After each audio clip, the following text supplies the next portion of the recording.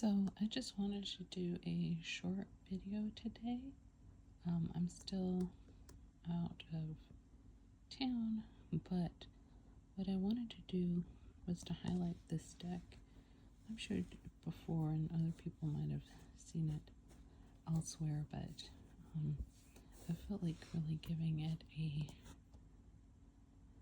shout out, its own little video, because of how good I think it is and how wonderful I think it has been as a travel tag. So this is the Embroidered Graveyard, and it comes in with this black version and a white version.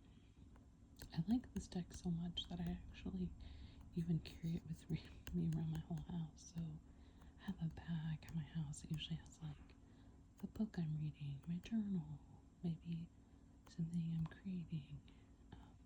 And then this is like sometimes in the living room, sometimes in the bedroom, etc. So this is usually the deck I have. I usually just keep it, like I just got this from Amazon, just keep it in a little bag. But when I was traveling, I didn't have a lot of room to bring much because I was traveling by plane. So I thought, you know what, I'm gonna bring this deck because it's like my trusty companion. So a few things I really want to talk about is one, it's obviously very beautiful, very well made. I'm doing this with my one hand, so it's just a little clunky. So it comes in a really well designed box.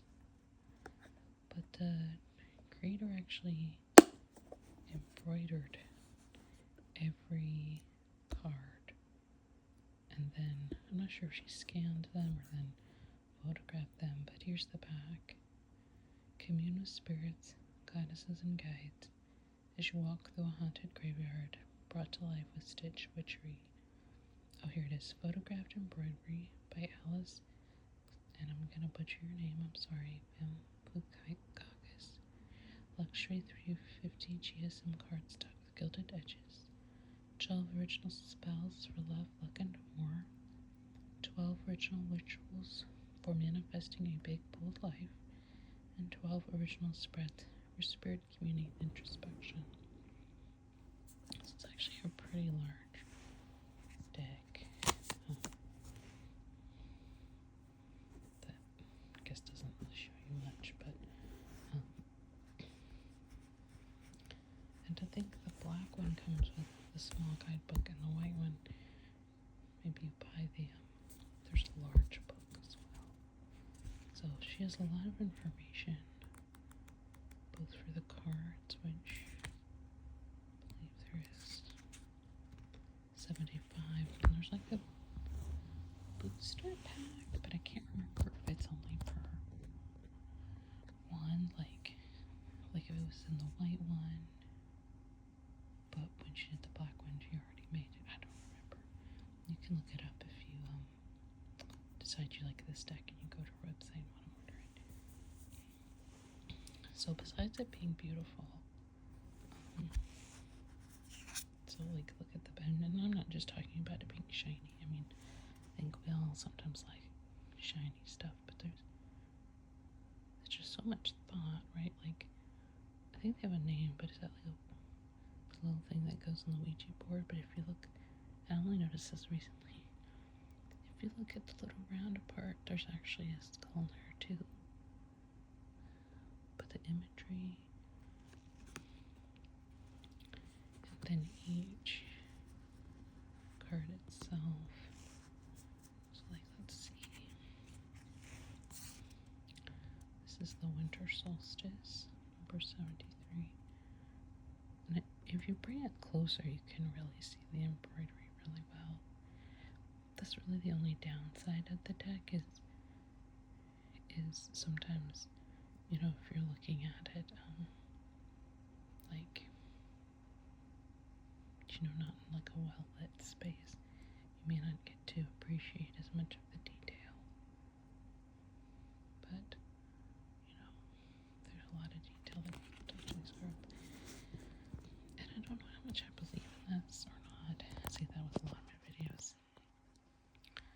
there really does seem to be just so much like energy to it. Like you can tell so much was put into it, so much thought, so much work, so much effort, besides the actual embroidery itself, which, takes a long time.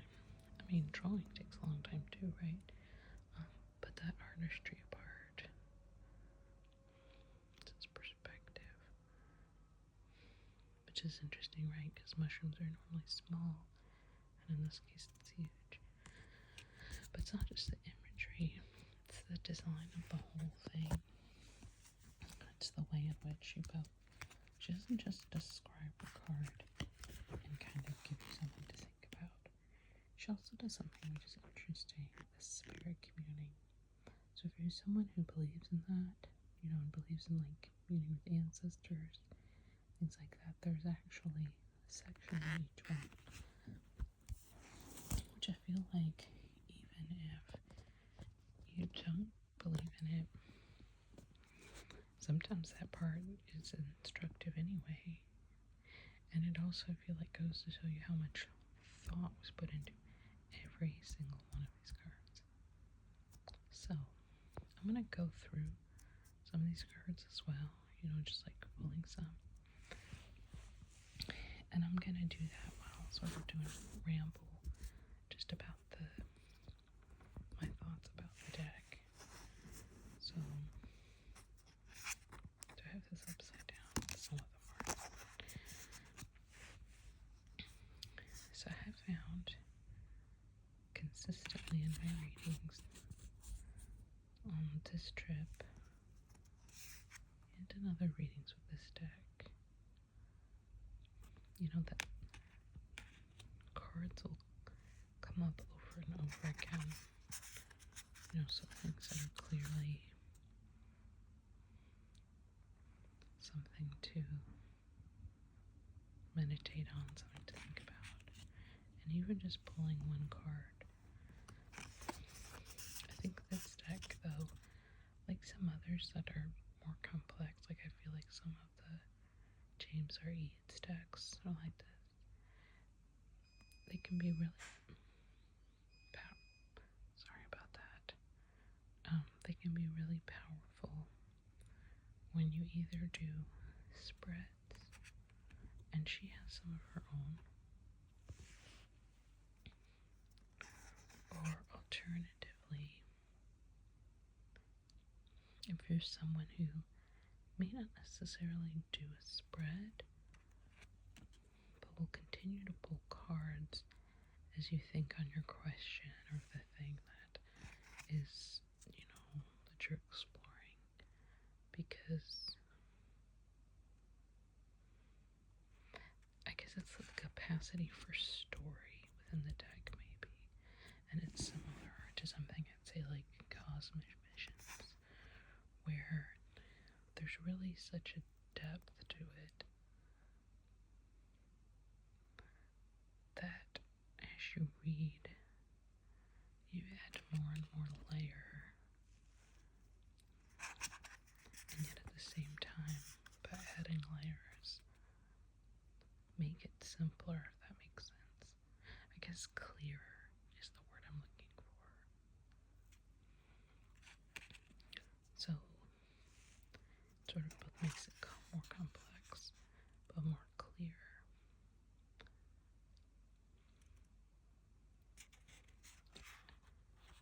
I like this card because as a little kitty I had to put down a couple years ago. I'd had her for 16 years. Her sister's actually still alive, but this card reminds me of her. And that's something she talks about in this deck too, is thinking of spirits and ancestors, not just human ones, but, our animal companions, as well as just spirit in general.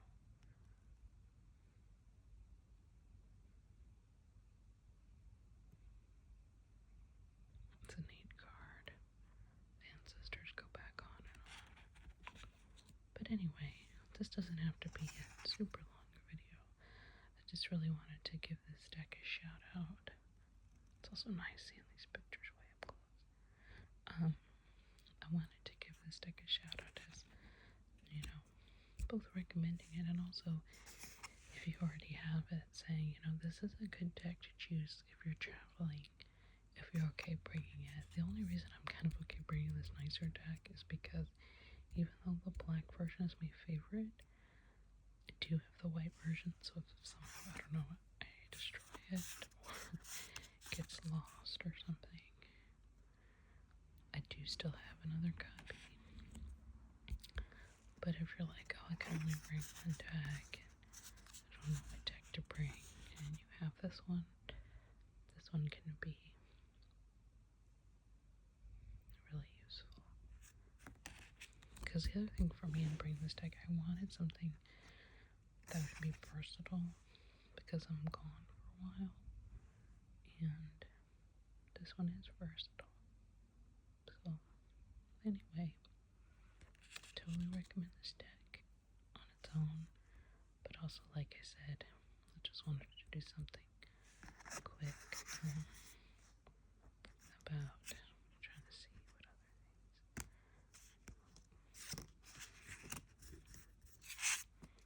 things about traveling with it. And this seems like a nice card to end on.